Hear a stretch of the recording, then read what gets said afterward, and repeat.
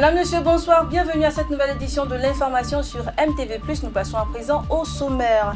Le bishop Ouattara Mohamed Idriss est le premier Ivoirien à recevoir le prix d'honneur de l'humanitaire décerné par l'ONG Croissance Peace et l'Agence Force Développement Afrique. Au Cameroun, d'ici le 1er mai 2023, l'e-visa rentrera en vigueur dans le pays. Et pour ce faire, le processus de migration vers l'e-visa a été mis en place par le gouvernement camerounais. Enfin, Afrique du Sud, un détournement d'environ 55 millions de dollars a été révélé par André de Ruyter, l'ancien PDG de Eskom, fournisseur d'électricité dans le pays. Nous revenons sur cette importante information. Nous en parlions hier. L'ONG Croissance Peace et l'Agence Force Développement Afrique ont honoré ce lundi 24 avril dernier à l'Assemblée nationale française située au 7e arrondissement de Paris le bishop Ouattara Mohamed Idriss par le prix d'honneur de l'humanitaire. Loin de Dieu est le tout premier Ivoirien à recevoir ce prix dans cette prestigieuse institution française en présence de hautes personnalités politiques, notamment le vice-président du Sénat, certains diplomates et du monde des affaires. Suivons cette émission. Établir des appontements entre l'Europe et l'Afrique, c'est le but de l'ONG Croissance Peace. En collaboration avec l'Assemblée nationale française et en partenariat avec Force Développement Afrique, l'organisation tient chaque année des conférences internationales au cours desquelles des thématiques sur la coopération entre les continents européens et africains sont abordés par des ministres, des diplomates et hommes d'affaires. Alors l'ONG Croissance Peace, c'est un organisme qui est un facilitateur avec l'Afrique, qui part du besoin ou des attentes africaines pour y apporter des réponses, que ce soit au niveau d'un produit, d'une innovation, d'un service et autres, ou du transfert de technologie, si besoin, ou de la formation. Ça c'est un premier point, et également apporter une contribution business par rapport à l'Afrique en leur disant voilà, votre avenir, c'est à vous à le déterminer, c'est à vous à le maîtriser, et nous pouvons contribuer à vous apporter ce que vous souhaitez sous votre égide. C'est vous qui décidez ce que l'on peut vous apporter. D'autre part, au niveau de la charte Croissance Peace, nous avons plusieurs points. Premier point, nous sommes pour qu'il y ait une priorisation du travail local, c'est-à-dire que les gens qui sont dans le pays doivent pouvoir travailler en priorité. Deuxièmement, nous sommes pour favoriser le management local. Ça veut dire que quand vous avez une entreprise, même si elle est étrangère, elle devrait être dirigée par un local. Si l'entreprise qui s'implante n'est pas tout à fait d'accord, eh bien qu'elle s'occupe de la formation de ce local en prenant le meilleur et le plus adapté. Donc c'est une favorisation, bien entendu. Troisième point, nous sommes pour le transfert de technologie, à savoir les échanges entre l'Afrique et l'Europe doivent permettre que des gens qui technologiquement sont à la pointe puissent partager leur technologie avec ceux qui en ont un peu moins, de manière à réfléchir ensemble, à créer ensemble, à innover ensemble, pour pouvoir faire en sorte que tout le monde puisse profiter de ces nouvelles technologies, y compris ceux qui n'étaient pas au départ prêts pour cela. Et le quatrième point, eh bien, Croissance Peace ne fait pas d'ingérence au niveau des pays. L'intérêt, il y en a plusieurs, notamment celui qui consiste à montrer que par rapport à l'Afrique, Croissance Peace a une vision qui est différente et qui est plutôt pro-africaine, et surtout pro-africaine, quand je dis pro-africaine, qui est pour qu'il y ait un certain nombre d'éléments qui fassent et qui donne à l'Afrique la possibilité de gérer par elle-même son destin, son futur.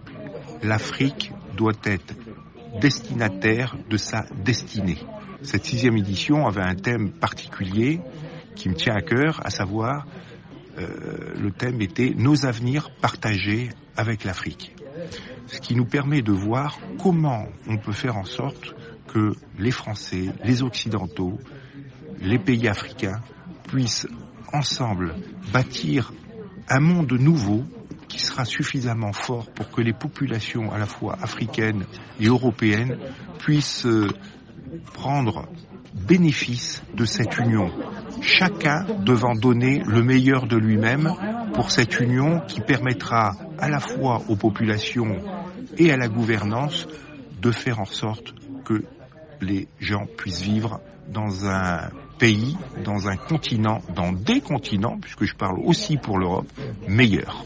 Monsieur Bishop Ouattara Mohamed Idriss a été honoré par ce prix humanitaire parce que, en Côte d'Ivoire, il réalise de belles actions pour les gens qui sont démunis et contribue très fortement à toute la partie paix qui permet au pays, au peuple, d'essayer, parmi ceux qui sont les moins acceptés ou ceux qui sont un peu laissés pour compte, de pouvoir retrouver une dimension qu'ils auraient jamais dû perdre et qui va leur permettre de retrouver une capacité émotive, sociale, qui va leur permettre de travailler et de pouvoir avancer avec tous les autres. En clair, c'est la possibilité qu'a eu cet homme de pouvoir relever, pour une certaine part, le niveau de certains pauvres en tout genre, pour qu'ils réalisent peut-être par la suite leurs rêves. La 6e édition de cette conférence s'est tenue ce lundi 24 avril 2023 à l'Assemblée nationale française. Pour la première fois, un Ivoirien figure parmi les leaders d'opinion honorés. À la différence des hautes personnalités du monde politique, diplomatique et du monde des affaires, c'est un évêque qui introduit le drapeau ivoirien. En effet, le bishop Ouattara Mohamed Idriss a reçu ce jour-là le prix d'honneur de l'humanitaire en Côte d'Ivoire. Monsieur Kouassi, président fondateur de Force Développement Afrique, nous éclaire sur ce choix. Sachez que Force Développement est en partenariat avec Croissance Suisse qui travaillent ensemble. Le rôle de Force Développement, c'est pour mobiliser les fonds pour aider pour préfinancer les autres qui en ont besoin. C'est pour ça que chaque année, qu'on organise cette conférence au niveau de l'Assemblée nationale pour bien signifier que Croissance Suisse a un partenariat avec l'Assemblée nationale de la France. C'est rare qu'il décore les gens et lui, dans son cas, ce qu'il fait au niveau de l'Afrique, il fait beaucoup de choses. C'est pour ça que d'ailleurs, que sa candidature a été présentée, il n'y a pas eu beaucoup de problèmes. Voilà, qu'ils ont fouillé dans son CV, ils ont vu ce qu'il a fait pour la Côte d'Ivoire, même pas seulement la Côte d'Ivoire, les États-Unis, l'Europe. C'est ce qui a fait que nous tous, on a voté et il a été désigné. Voilà ce que je voulais ajouter. C'est une fierté pour moi, en tant que président fondateur de Force Développement Afrique, c'est une fierté pour nous. Et la chance qu'on a, M. Bishop Ouattara au niveau de la Côte d'Ivoire, c'est une chance énorme pour nous les Ivoiriens. Ce jour-là, ça a été, j'étais tellement content parce que c'était une fierté pour moi, pour que ce monsieur soit décoré par Croissance Suisse. Voilà que Croissance Suisse, voilà que ce que je voulais ajouter. Voilà, ça, on doit fêter de cela. Les Ivoiriens doivent fêter. Parce que ces personnes-là, il n'y en a pas beaucoup sur notre continent. Voilà, moi, c'est un petit peu que je voulais ajouter dessus. Et nous sommes là. Et à travers ça aussi, parce que dans son discours qui a été prononcé par le bishop Ouattara, il a bien parlé. Ça veut dire que c'est un monsieur qui est vraiment branché, qui se soucie de ce qui se passe dans le monde. Parce qu'il a, à l'Assemblée, c'est pas tout le monde qui en décore. Hein. Il est seul qui a été décoré parmi sa génération, parmi tous ces trucs. Voilà, donc c'est ce que je voulais dire. Dis bravo, félicitations à Bishop Ouattara et dis bravo aussi à l'église en question, l'église qu'il dirige. Dis merci aussi à son épouse, Maman Ouattara, Madame Ouattara et tous ces éléments qui sont aux alentours. Bravo, bravo Bishop Ouattara. Nassiniba Touré, ministre de la Femme, de la Famille et de l'Enfance, a visité les locaux de la division de la police criminelle. Le ministre chargé de la traite des enfants et de la délinquance juvénile en a profité pour évoquer l'affaire d'exploitation des enfants de Marcory qui est récemment devenue virale sur les réseaux sociaux. Plus de détails dans ce reportage. Première visite de l'année 2023 de la ministre de la Femme, de la Famille et de l'Enfant à la sous-direction de la police criminelle, chargée de la lutte contre le trafic d'enfants et la délinquance juvénile. Un sujet brûlant ouvre les échanges entre Nassiniba Touré et Luc Zaka, le responsable de cette structure. Il s'agit d'une vidéo devenue virale sur les réseaux sociaux le lundi 24 avril dernier, dans laquelle des mineurs sont aperçus en pleine activité sur la dalle du bâtiment abritant une ONG. Cette dame, ça fait plus de 5 fois que je lui dis de faire descendre les enfants de l'échelle, qu'ils arrêtent de travailler. Elle dit qu'elle est la femme d'un ambassadeur, voilà, et qu'on ne peut rien lui faire. Luc Zaka fait savoir à la ministre Nassiniba Touré que ses équipes, aussitôt alertées, sont montées au créneau et ont pu interpeller l'auteur des faits. Et une fois interrogée, c'est là que nous sommes rendus compte qu'elle est d'origine égyptienne. Alors en 2018, elle a essayé d'avoir un document d'association. D'après elle, cette ONG devait servir à s'occuper des enfants démunis, c'est-à-dire orphelins et pauvres. Alors qu'en réalité, son ONG n'est pas un centre d'accueil. La preuve, en l'interpellant, nous n'avons trouvé aucun enfant sur les lieux. Non seulement elle n'a pas d'agrément, elle n'est pas connue par le ministère de la Femme et de la Famille et qu'elle utilise ses enfants, qu'elle exploite abusivement. Sur instruction du procureur de la République, elle a été déférée devant le parquet ce mercredi 26 avril. À la suite de l'entretien, Nassiniba Touré est allée à la rencontre de certains mineurs retirés des rues. Ils sont pour la plupart utilisés à des fins de vente de drogue et de mendicité par des bourreaux. Au regard de cette situation alarmante, la ministre de la Femme, de la Famille et de l'Enfant sollicite plus d'efficacité pour démanteler tous les réseaux de trafic d'enfants. En Côte d'Ivoire, la traite des personnes et le travail des enfants est puni d'un emprisonnement de 10 à 20 ans et d'une amende de 5 millions à 20 millions de francs CFA. Pour approfondir la question de la drogue, la SESEC a accueilli M. Pierre Demba, ministre de la Santé publique et de la couverture maladie universelle lors de sa séance du 20 avril 2023. L'expert de plusieurs domaines d'activité rappelle que la consommation de drogue chez les jeunes est un problème national majeur qui comporte de nombreux défis. Suivant cet élément. L'usage de la drogue est un phénomène qui retient l'attention. Un problème social qui suscite davantage l'intervention des pouvoirs publics en vue d'apporter des solutions. Une des difficultés à laquelle les autorités se heurtent très souvent est la solution pour y remédier. Pour le Conseil économique, social, environnemental et culturel, SESEC, la question doit être traitée urgemment. Le ministre de la Santé fait l'état des lieux de l'impact de ces stupéfiants sur la jeunesse en Côte d'Ivoire. La drogue suit la jeunesse, c'est d'abord la dépendance. Lorsque vous commencez, vous ne savez plus vous arrêter. Et vous allez donc passer des drogues douces à des drogues beaucoup plus difficiles avec des impacts sur votre santé, donc des dérèglements au niveau psychologique. Et puis, écoutez, ça exclut pratiquement ces personnes-là donc de la société. Et ne peut pas participer, ces personnes ne peuvent pas participer aux activités économiques parce que ils sont vraiment dépendants. Et la prise en charge existe, mais elle est longue. Et donc ce que nous sommes en train de faire, c'est de mettre en place plusieurs centres, aussi bien à Abidjan qu'à l'intérieur, pour accueillir donc toutes ces personnes donc, victimes de la drogue. Des conséquences néfastes sont connues de l'utilisation de la drogue.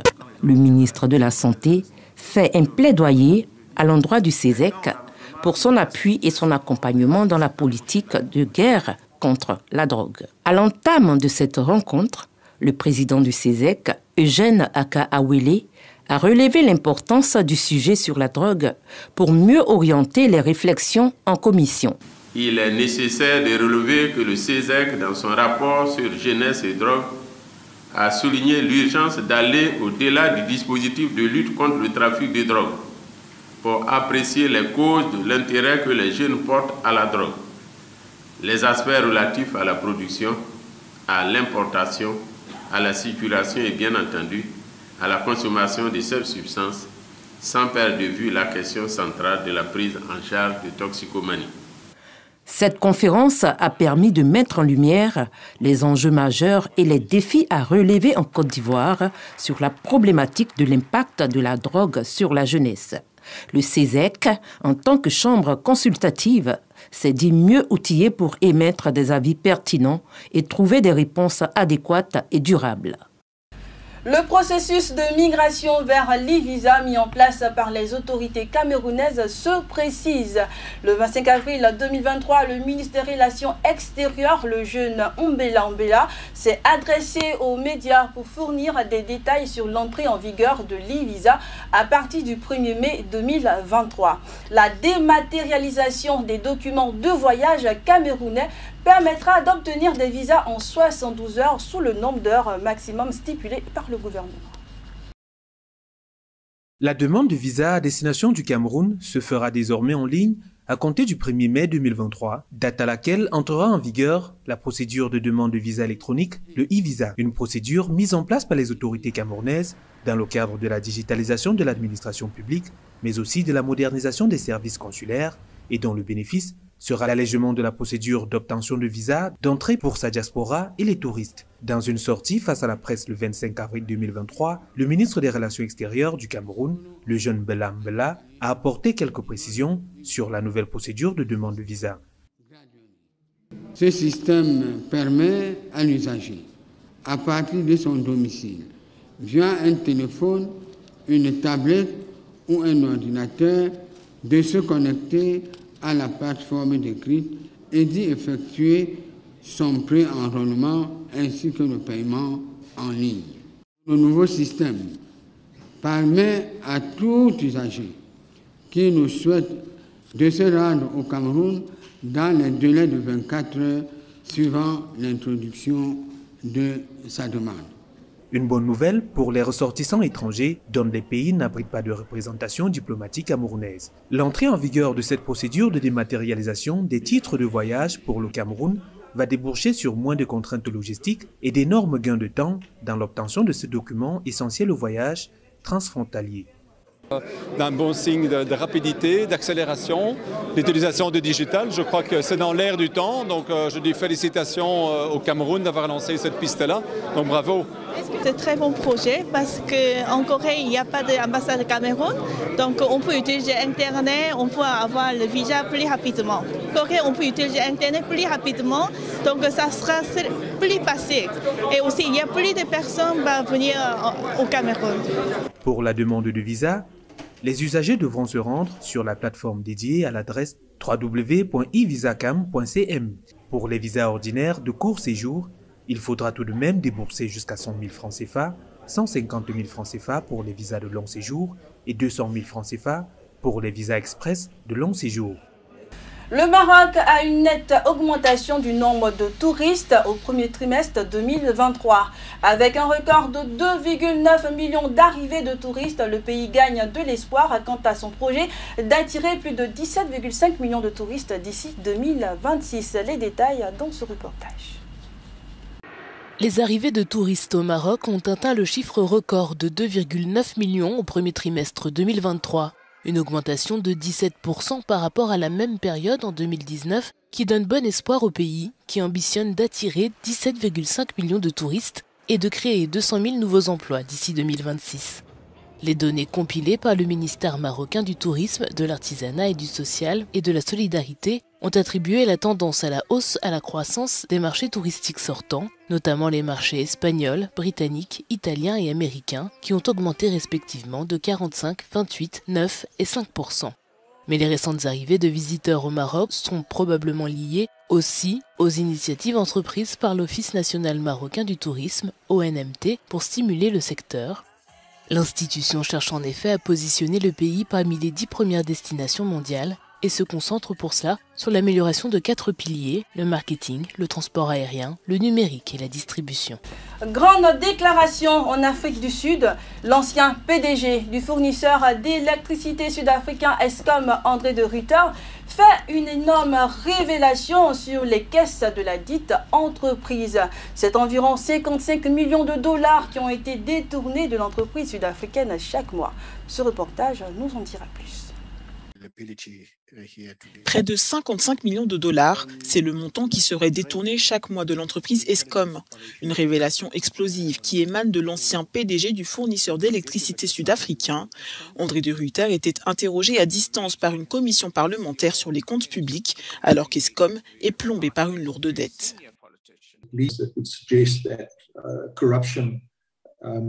Cela pourrait suggérer que la corruption a un impact sur le délestage et que la corruption dans la chaîne d'approvisionnement en charbon, en particulier, a joué un rôle dans l'effondrement de la conduite à Kusile et la perte de 2000 MW à la suite de l'annonce de l'inopérabilité de ces 3 unités. Intronisé PDG d'Eskom en 2020, André de Ruyter avait été brusquement évincé en février 2023. Avant son départ, il avait accusé de hauts responsables du gouvernement, dont un ministre, d'être impliqué dans le pillage des caisses. Nous savons que le nom qui a été cité par plusieurs personnes comme pouvant être le responsable est celui de l'ancien vice-président. Et nous aurions donc affaire à une personne ayant beaucoup d'influence sur la possibilité de retarder même le développement d'une mine de charbon. Depuis des mois, les 60 millions de Sud-Africains sont privés de courant jusqu'à 12 heures par jour. La première puissance industrielle du continent est incapable de tirer suffisamment d'électricité des centrales vétustes et mal entretenues d'Eskom. La situation pourrait empirer avec l'arrivée de l'hiver austral et une augmentation de la demande. Nous faisons un tour à présent en Europe avec cette information. Le manque de pluie en Espagne a causé des pertes irréversibles sur plus de 3,5 millions d'hectares de culture et anéanti certaines récoltes de céréales dans plusieurs localités du pays. Quant à la situation italienne, elle n'est point enviable. Cette année encore, le Pô, le plus grand fleuve du pays, est au plus bas. Son débit est le plus faible de ces 30 dernières années pour ce mois d'avril comme l'été dernier. Une terre asséchée, brûlée par le soleil. Les rizières d'Isla Mayor, près de Séville, recouvertes d'habitude d'un vert profond, dépérissent. En cause, 3 ans de sécheresse et de températures records, et un manque de pluie qui a causé des pertes irréversibles sur plus de 3,5 millions d'hectares de culture dans toute l'Espagne. Estamos viviendo una situación alarmante, porque ya no es solamente esta campaña, que lo tenemos muy complicado, o sea, no vamos a sembrar arroz, sino que ya son 5 campañas y esta sería la 6ª de muchas dificultades. Le gouvernement espagnol a lancé un appel à l'aide à Bruxelles pour débloquer les aides du fonds de crise pour venir en aide aux agriculteurs, mais la sécheresse touche aussi d'autres pays. Voici à quoi ressemble actuellement le Pô, le plus grand fleuve d'Italie. Son débit est le plus bas depuis 30 ans. Giuliano Landini, capitaine de bateau touristique, craint de devoir annuler toutes ses croisières si la situation persiste. Io la prima traversata l'ho fatta a 13 anni, ho imparato a nuotare sul Po a 5 anni e vedevo un fiume allora pieno, un fiume anche di vita, di turismo, di diporto, di pesca. Oggi non passa niente, non c'è più niente. La sécheresse du Pô est due au manque de neige dans les Alpes. En contrebas, la fameuse vallée de la gastronomie italienne, entre Turin et Venise, subit elle aussi de plein fouet la sécheresse. Des milliers de personnes dépendent de l'eau du fleuve. Louez l'Éternel, car il est bon, car sa miséricorde dure à toujours. En Chronique 16, verset 34, c'est ici que prend fin cette édition de l'information. J'ai été ravie de vous l'avoir présentée. J'étais en compagnie de Lamine Traoré et Alpha Sanogo à la caméra, à la réalisation. Monsieur Georges Tano, je vous souhaite une bonne suite de programme à vous, chers fidèles téléspectateurs de MTV+, sur la télé qui transforme.